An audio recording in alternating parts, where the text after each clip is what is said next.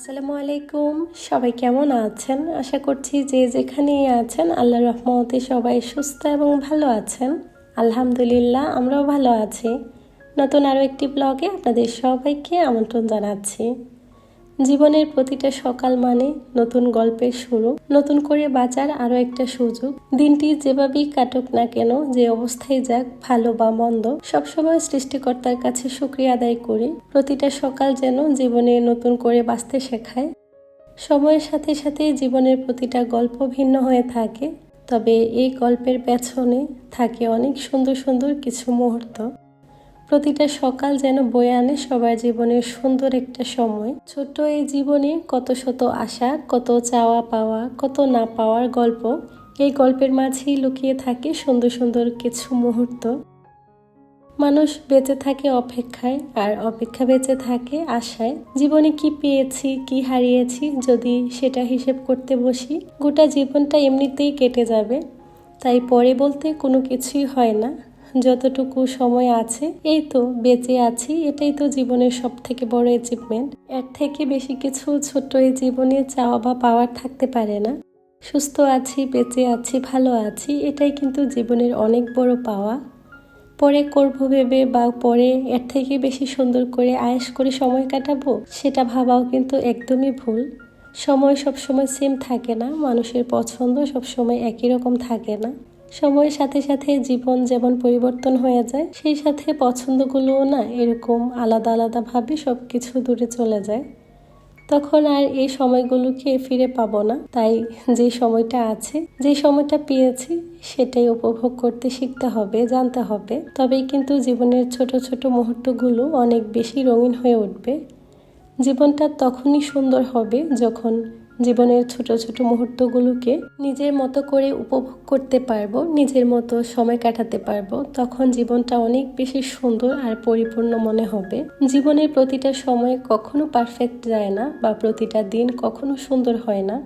হাজারো কষ্টের মাঝে লুকিয়ে থাকে সুন্দর সুন্দর কিছু গল্প, কিছু মুহূর্ত। সেটা যে কোনো কিছুতেই হতে পারে।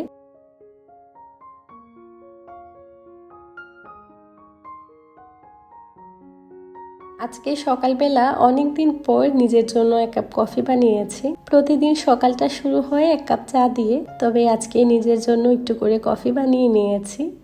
কেন যেন অনেক দিন পর ইচ্ছে হলো যে একটু করে কফি খাই। তবে আমি খুব একটা কফি পছন্দ করি না, তবে মাঝে মধ্যে খেতে কিন্তু ভালো লাগে। তো আজকে নিজের জন্য একটুখানি কোল্ড কফি বানিয়ে নিয়েছি।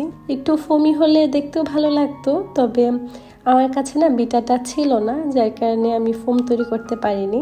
তবে এভাবে খেয়ে নিয়েছিলাম, খুব একটা খারাপ লাগেনি, বেশ ভালো লেগেছে। হঠাৎ করে অনেক দিন পর খাওয়াতে মনে হয় বেশি ভালো লেগেছে। তবে আমি মাঝে মধ্যে খেয়ে থাকি, তবে বিকেলের দিকে। আজকে অনেক দিন পর সকালবেলা নিজের জন্য একটু কফি বানিয়েছিলাম। এটা খেয়ে আমি এখানে চলে এসেছি সকালে নাস্তা বানানোর জন্য। আজকে অনেক দিন পর সকালের নাস্তা একটু করে পিঠা বানাচ্ছি। সকালবেলা এরকম নাস্তা আমার একদমই বানানো হয় না, খুবই কম। তবে যখন বাড়িতে যাই, আম্মু তো প্রায় সময় বানায় আমরা যখন দেশে যাই। বেশ অনেক দিন পর আজকে বাসায় বানিয়ে নিচ্ছি। এটা হচ্ছে পাক্কন পিঠা বলে। আপনাদের কার এলাকায় এটাকে কি নামে ডাকে আমাকে অবশ্যই কমেন্ট করে জানাবেন। আমাদের কুমিল্লায় কিন্তু এটাকে পাক্কন পিঠা বলেই চিনে। আমাদের এলাকায় বিয়ে হলে বা কেউ কারো বাসায় গেলে বা কারো কোনো অনুষ্ঠানে গেলে এই ধরনের পিঠাগুলো কিন্তু সবাই নিয়ে যান। এটা খেতে অসম্ভব মজা হয়। গুড় দিয়ে কেউ শিরা দিয়ে খান, কেউ একটু চিনি দিয়ে দেন, অথবা কেউ এমনি চাইলেও খেতে পারেন। তবে কম বেশি হয়তোবা এই পিঠাটা সবাই চেনে থাকে। বিভিন্ন এলাকায় বিভিন্ন অঞ্চলে দেখা যায় কি নাম হয়তোবা একটু ডিফারেন্ট হয়ে থাকে। তবে কার এলাকায় এটাকে কি নামে ডাকেন আমাকে জানাতে পারেন, আমার কাছে বেশ ভালো লাগবে। এখানে আমি এক এক করে পিঠাগুলো বানিয়ে নিচ্ছিলাম, আর এখন ভাজা হয়ে গিয়েছে, উঠিয়ে নিচ্ছি। আর এগুলো অনেক বেশি ক্রিস্পি হয়ে থাকে, ভিতর থেকে অনেকটা নরম থাকে, খেতে খুবই ভালো লাগে। চাইলে গুড়ের শিরা দিয়েও খাওয়া যেতে পারে, অসম্ভব মজা হয় খেতে। কিছু কিছু পিঠা থাকে যেগুলো সারা বছর খাওয়া যায়, তার মধ্যে পাক্কন পিঠা, পোয়া পিঠা, এগুলো গোটা বছর জুড়েই খাওয়া যায়। শীতের মধ্যে এমন কিছু পিঠা আছে যেগুলো শীতে খেতেই ভালো লাগে। এর বাইরে কিন্তু খেতে তেমন একটা ভালো লাগে না।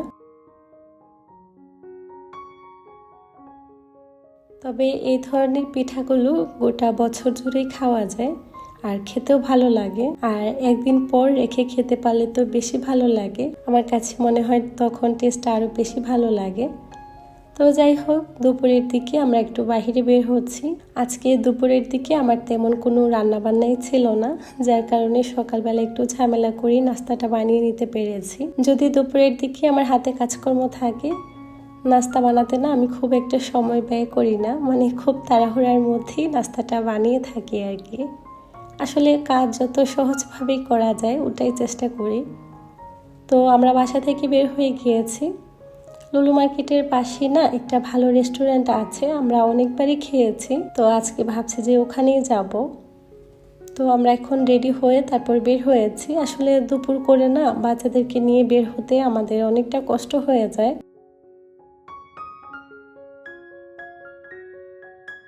তারপরও মাঝে মধ্যে একটু করে বাহিরে বের হতে পারলে ভালো লাগে। আর দিনের সৌন্দর্যটা কিন্তু অন্যরকম থাকে। এখন যেহেতু খুব একটা গরম পড়ছে না, যার কারণে চাইলেও কিন্তু দুপুরের দিকে বের হওয়া যায়। কিছুদিন পর তো বাসায় থাকা যাবে না, এত পরিমাণে গরম শুরু হয়ে যাবে। তো যার কারণে আসলে বাহিরে যেখানে যেখানে যেতে ইচ্ছে হয় ঘুরে ফিরে যাচ্ছি আর কি। কারণ কিছুদিন পর বের হওয়াটা অনেক কঠিন হয়ে যায়, পরে দেখা যায় মলগুলোতেই ঘোরাফেরা হয়। এর মধ্যে আমরা রেস্টুরেন্টে চলে এসেছি। আমরা আজকে এসেছি ফুডল্যান্ডে। এখানের খাবারগুলো যে কি পরিমাণ মজা হয়, আমাদের অনেকবারই এখানে খাওয়া হয়েছে, যার কারণে টেস্ট সম্পর্কে একটু আইডিয়া করতে পেরেছি। তো আমরা খাবার অর্ডার করে নিয়েছিলাম। আজকে এত পরিমাণে রাশ ছিল, আমরা প্রায় আধা ঘন্টার মতো বাহিরে বসেছিলাম, তারপরেও সিরিয়াল পাইনি। শেষমেশ একটু সামনে একটা সিট খালি ছিল, ওখানে এসে বসেছি। আমার না বেশ অনেক দিন ধরেই ইচ্ছে ছিল যে একটা থালি অর্ডার করব, তবে দুপুরে না আসলে না আর থালি পাওয়া যায় না। এখানে থালি খেতে হলে শুধুমাত্র দুপুরের দিকে আসতে হবে। তো আমার তো আর আসলে সবসময় সম্ভব হয় না যে দুপুরের দিকে বাসা থেকে বের হব। জুনায়েদের বাবার অফিস থাকে, শুক্রবার শনিবার ছাড়া বের হতে পারি না। তো যার কারণে আজকে চলে এসেছি। মাঝে মধ্যে যেদিন জুনায়েদের বাবার ছুটি থাকে ওই দিন চাইলে বের হতে পারি আর কি, তা না হলে খুব কম দিনই সেই সুযোগটা হয়ে থাকে। খাবার চলে এসেছিল, আমরা এখন খাবার খেয়ে নিয়েছি। আর জুনায়েদের বাবা একটু মাটন কড়াই অর্ডার করেছিল, সাথে নান ছিল। এগুলো দিয়ে আমরা সবাই মিলে দুপুরে খাবারটা কমপ্লিট করে নিয়েছি।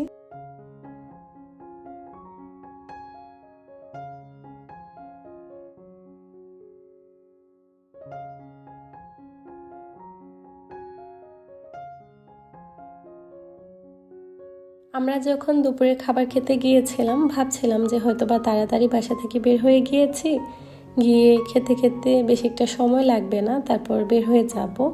কিন্তু আসার পর এত পরিমাণের লম্বা সিরিয়াল ছিল, আমরা প্রায় 2:30টার দিকে এসে এখানে বসতে পেরেছি। সেই 1:30টা করে বাসা থেকে বের হয়ে এসেছি। এতক্ষণ অবধি বাহিরে বসে অপেক্ষা করতেছিলাম, কারণ সবার খাবার দাবার শেষ হলে কিন্তু একটা টেবিল যখন খালি হয়ে যায় তখনই কিন্তু ওনারা আরেকজনকে ডাকতে পারেন। তাছাড়া সবাই সবার মতো গল্প করে খাবার দাবার খায়, যেহেতু দুপুরের খাবার সবাই চায় একটু আয়েশ করে খেতে। তো আমরা খাবারটা খেয়ে নিয়েছিলাম, তারপর বাহিরে এসে বসার আর কোনো জায়গা পাইনি, পরে এখানে এসে একটা কর্নার একটু করে বসেছিলাম।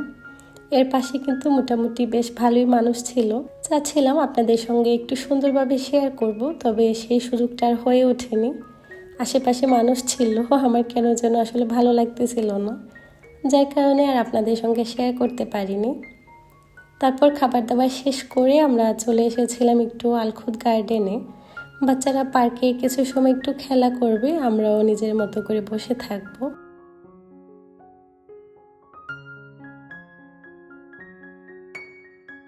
এখানে আসার পর দেখতেছিলাম এত পরিমাণে পার্কে মানুষ ছিল, দেখতেও ভালো লাগছিল যে সবাই সবার মতো করে সুন্দর সময় কাটাচ্ছিল। কেউ পরিবার প্রিয়জনদের নিয়ে দুপুরের খাবারটা বাহিরেই খেতে পছন্দ করেন। আর বেশিরভাগ সময় দেখা যায় এই সময়টাতে দুপুরে প্রচুর মানুষ থাকে। বাসা থেকে সবাই একেবারে রান্না বান্না করে নিয়ে আসেন, তারপর পুরো সময়টা বাহিরেই কাটান। এই সময়টা না আমার খুব ভালো লাগে, আমিও কিন্তু মাঝে মধ্যে এরকম করি। তবে এখন বাচ্চাদেরকে নিয়ে আসলে খুবই কম সুযোগ হয়, যার কারণে খুব একটা বের হওয়া হয় না যে দুপুর করে বের হব। আর বাচ্চারাও তো বিকেল করে একটু ঘুমায়, তো যদি বাহিরে বের হই ওরা আর ঘুমাতে পারে না, তো সেই চিন্তা করে আসলে আর বের হওয়া হয় না। তবে মাঝে মধ্যে বের হলে কিন্তু বাচ্চাদের জন্য অনেক ভালো, ওরাও বেশ অ্যাক্টিভ থাকে। তো এখানে মুজাহিদের স্কুটারটা গাড়িতে ছিল, ওর বাবাকে বলে ওটা নিয়ে এসেছে। আমি আবার রেস্টুরেন্ট থেকে বের হওয়ার সময় 2টা গোলাপজাম নিয়ে এসেছিলাম। ওখানকার এই মিষ্টিগুলো না খেতে অনেক বেশি মজা হয়। পরে জোনাদের বাবা 2টা এনেছিল, তো ওটাই না পার্কে বসে কিছু সময় খেয়েছি, বেশ ভালো একটা সময় কাটিয়ে বাসায় চলে এসেছি। বাসায় আসতে আসতে প্রায় 4:30টার মতো বেজে গিয়েছে। বাচ্চারাও কিছু সময় ঘুমিয়েছিল। বিকেল করে বাচ্চারা এই তো বাহিরে খেলাধুলা করছে। এর দিক দিয়ে না আমি পিৎজা বানাবো, যার কারণে ডোটাকেও রেডি করে রেখেছিলাম। তো মুজাহিদের সাথে আমিও একটু বাহিরে বের হয়েছি। এখন না বাহিরে হালকা পাতলা একটু বাতাস থাকে, তাই খুব ভালো লাগে বসে থাকতে। আমরা যখন বাহিরে বের হই বাচ্চারাও দেখা যায় একটু খেলা করে, তা না হলে ওরাও তো বাসায় থাকে। এই তো মুজাহিদ এখানে খেলা করছে, আমি হচ্ছে যে একটু করে পিৎজা বানিয়ে নেব।